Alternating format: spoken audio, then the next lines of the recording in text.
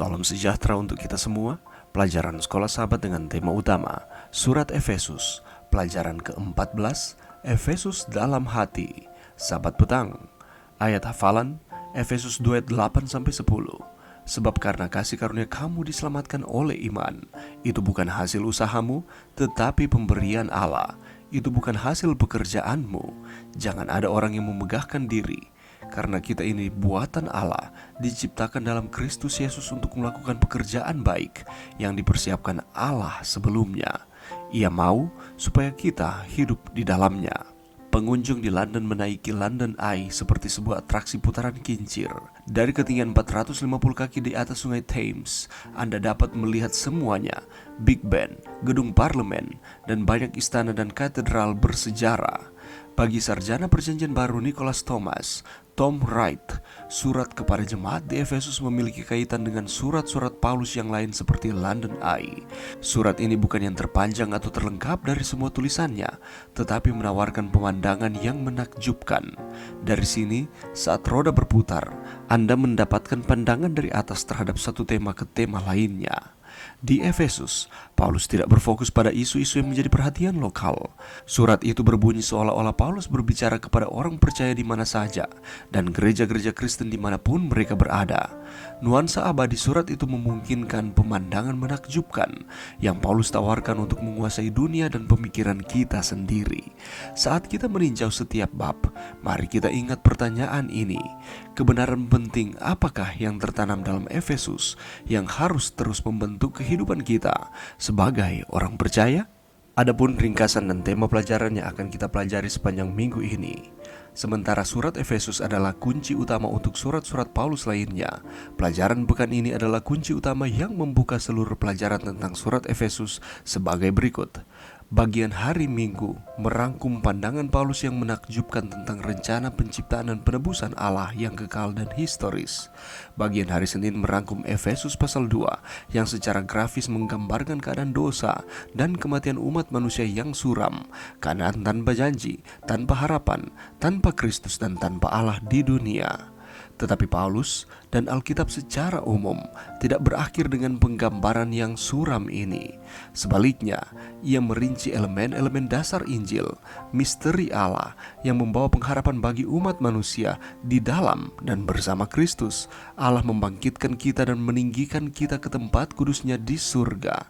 Selain itu, di dalam dan bersama Kristus, kita menjadi bait Allah yang baru di bumi. Transformasi ini dilakukan oleh kasih karunia, dan kasih karunia adalah dasar dari iman, hidup, dan misi Kristen. Pasal 3 yang diulas di bagian hari Selasa menyoroti misteri Allah dalam penciptaan jemaat. Bagian hari Rabu mengulangi Efesus pasal 4, menjelaskan bagaimana tujuan ganda Allah tercapai ketika anak-anak Allah dari seluruh dunia dipersatukan dalam kesalehan sejati, dalam penggunaan karunia rohani mereka, dan dalam misi. Itulah sebabnya persatuan jemaat bukanlah pilihan bagi keberadaan jemaat.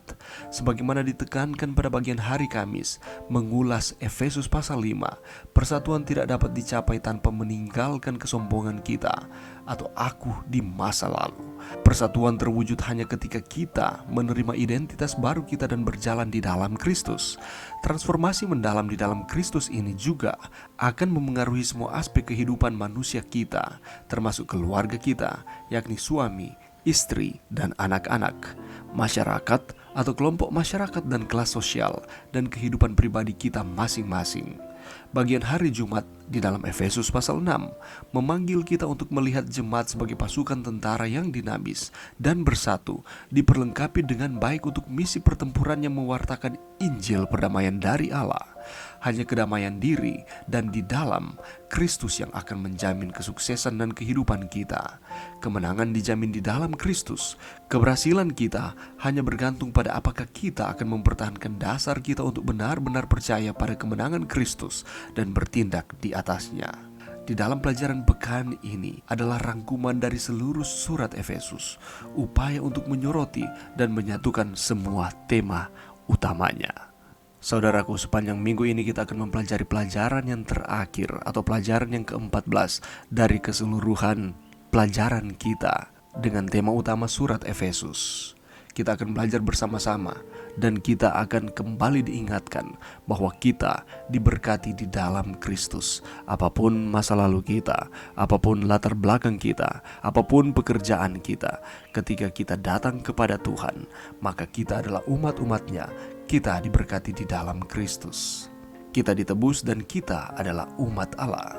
Keselamatan diberikan kepada kita, dan keselamatan itu tidak diusahakan oleh manusia, tetapi semata-mata adalah pemberian Allah. Yesus mati di kayu salib untuk menebus saudara dan saya. Apakah balasannya? Selanjutnya pelajarannya akan kita pelajari sepanjang minggu ini, bahwa kita adalah jemaat dari Allah yang hidup. Kita sebagai anggota jemaat di dalam gereja Allah memiliki peran masing-masing di dalam gereja. Bagaimanakah kita dapat menjalankan akan peran kita sesuai dengan yang diinstruksikan Allah bagi kita di dalam setiap kehidupan kita? Selanjutnya kita akan mempelajari mengenai kesatuan iman, dan kita adalah penerima dan pemberi kasih karunia. Mari kita mempelajari pelajaran sekolah sahabat sepanjang minggu ini, sehingga kita akan terus memperoleh manfaat yang ada di dalamnya. Kita akan terus dikuatkan, kita akan terus setia kepada Tuhan di dalam setiap kehidupan kita. Mari berdoa. Terima kasih Tuhan atas firman-Mu pada saat ini, dan bantu kami Tuhan untuk dengan tekun mempelajari pelajaran sekolah sahabat, pelajaran yang ke-14 ini, sehingga iman kami akan terus dikuatkan. Kami akan terus setia kepada Tuhan di tengah-tengah tantangan kehidupan di dunia ini. Ini doa kami di dalam nama Yesus. Amin.